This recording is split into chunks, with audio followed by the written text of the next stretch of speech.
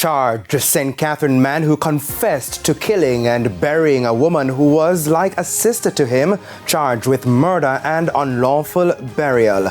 Good evening and welcome to Primetime News. We are live both on air and also online at onespotmedia.com. A very special welcome also to our viewers on TVJ International in the Cayman Islands. I am Javon Keys.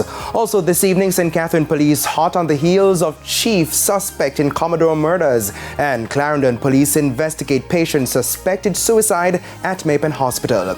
There's also Saturday Sports Special and weather in this newscast, so please stay with us. I'll have the news in detail right after this break.